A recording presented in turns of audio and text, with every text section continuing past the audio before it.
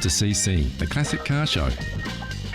In this episode, we get under the hood of a 1959 Chrysler Royal to find out what you need to do to keep it on the road.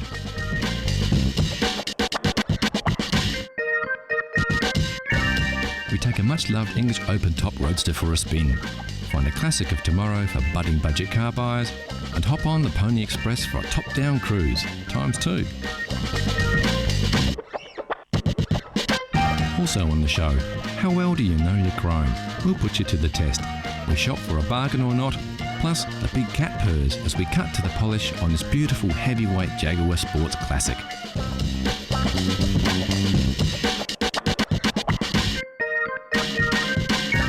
So sit back and strap in for another exciting ride on the rambling road that is CC, Classic Cars.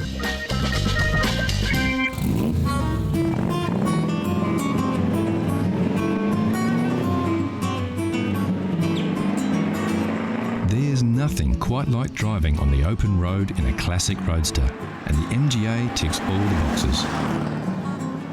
This little machine oozes style with its smooth lines, sporty handling and retro styling.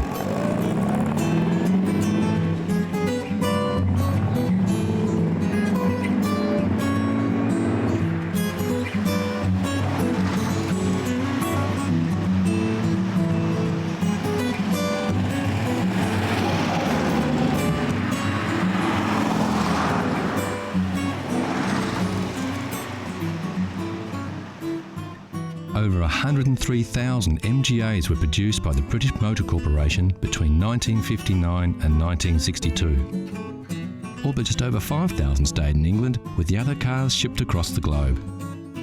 So many of these vehicles were sold abroad that to this day the MGA is still the most exported UK-built car.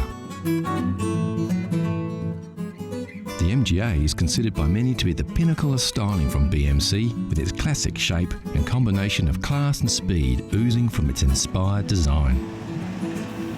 On the road, the MGA feels like a rocket.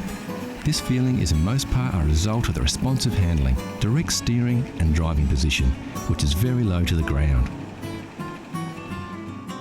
Of course, like many sports cars of the era, the driver is not cocooned in a heavy padded seat, surrounded by gadgets, spongy suspension and power steering. These vehicles are more like being in the cockpit of a war-era fighter plane. Simple driver comforts, necessary instrumentation, direct controls and a tight squeeze. And when we say tight squeeze, we mean it.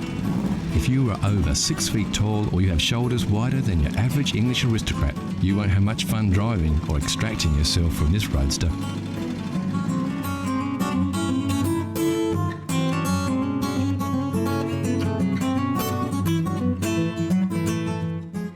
Like many sports cars of the era, a long graceful front end gives the impression there is a whole lot of motor under the hood. The driving position is set back, literally behind the motor, with the trunk or boot rolling back down to the rear. Sometimes looks can be deceiving though, and many enthusiasts consider the MGA to be severely underpowered, taking the sport out of the sports car. The engine in the original model was a 1500cc pushrod power plant, which produced about 68 horsepower. The same engine used in the Austins, Morrises and Wolseleys of the era. This actual car is one of the few 1600cc models manufactured, which boasts 93 horsepower, much more respectable for a roadster. Apart from the very rare twin cam power plant, there were only ever just over 2,000 built. This is as grunty as an MGA gets.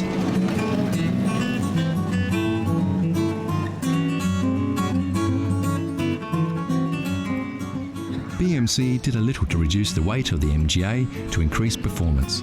The hood and trunk lids are aluminium to lighten the load, but the car is still very heavy. Surprisingly, the floor of these classics are made of timber. We're not sure a wooden floor fits in with the modern manufacturing processes of the 1960s. What we are sure of though is the MGA owners and lovers don't care. You don't buy an MGA to go fast, you buy an MGA to go and look good while you're doing it. When the MGA was designed, looking good was the #1 concern. And if you're thinking to yourself, where are the door handles? Well, this just makes our point. You see, the MGA has beautiful lines, gentle organic curves, sweeping style. Way too cool for door handles. In their wisdom, MG left them off, instead opting for a unique cable system inside the door frame, keeping the body clean and pristine. Of course, there is one thing that is synonymous with a classic MG: wire wheels. What started out as a construction method turned into a styling accessory. The MGA doesn't boast a lot of chrome, it's simple and understated. The curves do the talking, and the wheels ground the whole package as one of class, style and power.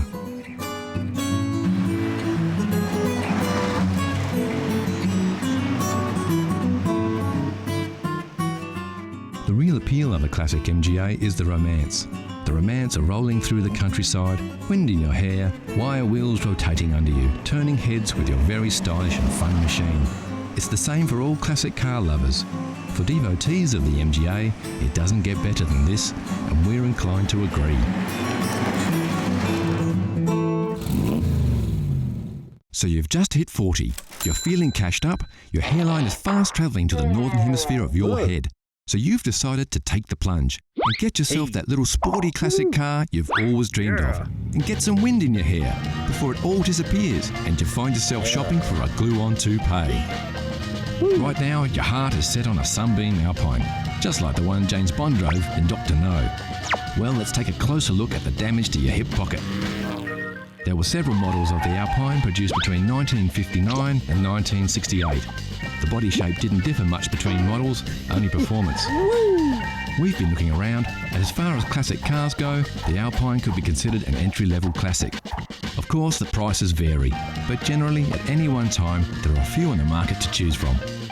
This 1963 restored Series 2 unit in the UK was on the market for the princely sum of $9,000 US, or £5,500. It's restored and looks pretty good.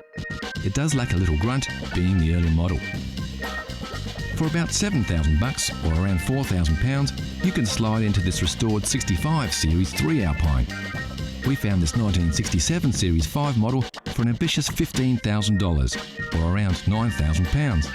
The engine was replaced with a 2300cc Mitsubishi power plant. Pricey, not stock, but it may have enough juice to get you and your new hairpiece to where you want to go. There are usually stacks of Alpines on the market, so if the Sunbeam Alpine is your classic passion, get hunting. They won't be hard to find. Here's a challenge for all you classic car fans. Know Your Chrome gives you a peek at some close-ups of classic chrome. Look at the shapes. Do you recognise the lines?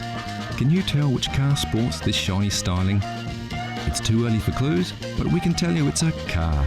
It's a classic and it's very, very cool. Look closely and we'll give you more hints later in the show. Next on CC, the Classic Car Show, we meet a big black cat, some tips for classic car owners, and we take a pony ride.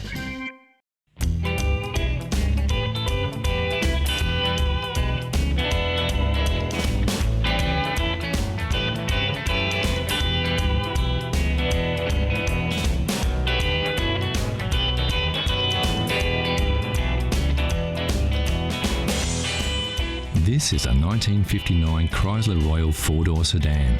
It's in A1 mechanical condition, and due to the simplicity of its six-cylinder Cube Dodge motor, anyone with a few basic skills can keep it that way.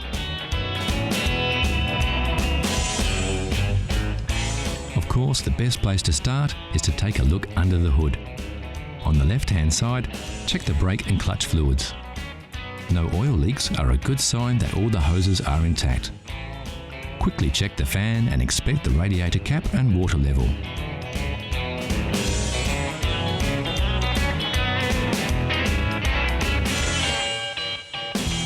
Now take a look from the other side.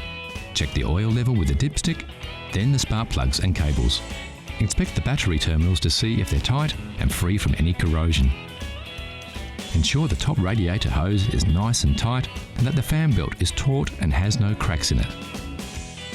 The leads and wires to the distributor cap and starter motor should also be tight. The distributor cap should be clean and high tension leads all in place. Okay, the engine looks good to go, so always fire her up just to make sure she sounds as good as she looks.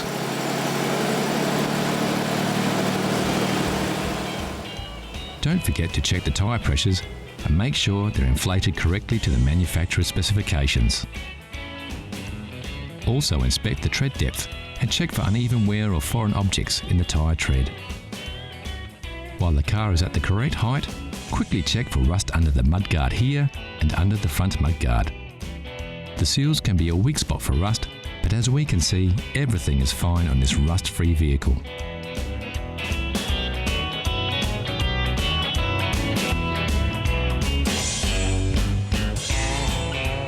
So that's about it. A few simple maintenance checks should keep your Chrysler Royal in great condition for another 50 years. And the best thing of all is that you can roll up your sleeves and do it all yourself.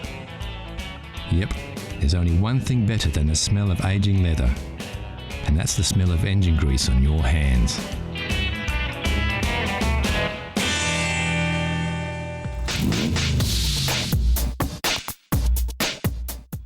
Out of all the cars rolling off factory floors, only a select few will avoid the scrap heap and attain that most coveted of reputations, securing its future as a classic. This is a Mazda MX-5. It has all the features that we think will give it a fighting chance to one day be a collector's car.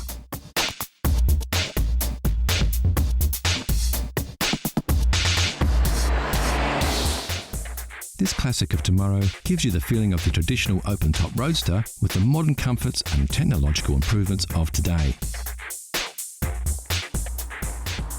Sure, to really get the most out of this vehicle, you're going to have to look after it well. Keep it garaged as often as possible and hold on to it for 30 or 40 years. If that's not too hard for you to do, you can have a sports car of today and a classic of tomorrow.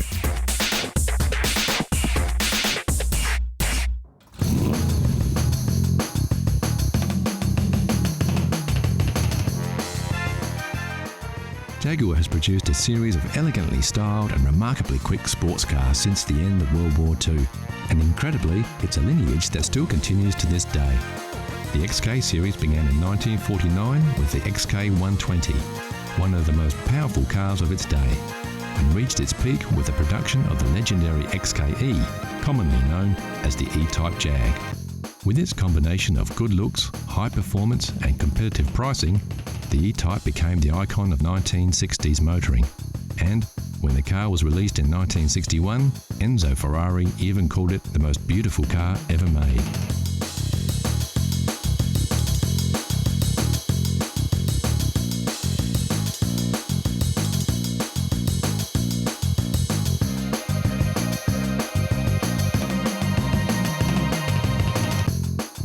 Take a closer look at the E-Type and you'll discover it's the heart and soul of another beast that makes this big car purr, and that's the XK150. Built between 1957 and 1961, just short of 10,000 XK150 Roadsters, fixed head and dropped head coupes were built and sold.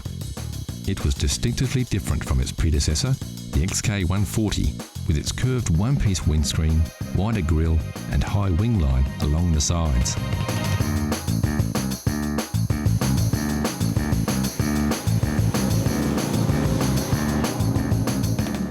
Although in production for just 4 years, the 150 legacy lived on under the hood in thousands of E-Types that followed during the next decade.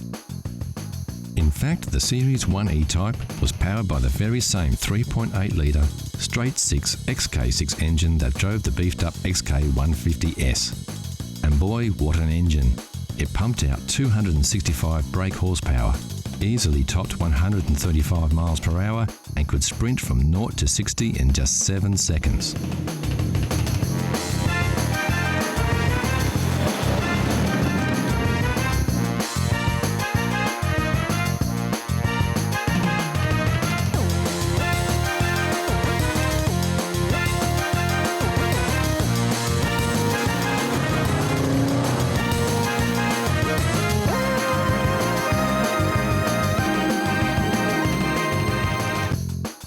When the 150 launched in 1957, standard equipment included a 3.4-litre twin cam, capable of over 130 miles per hour.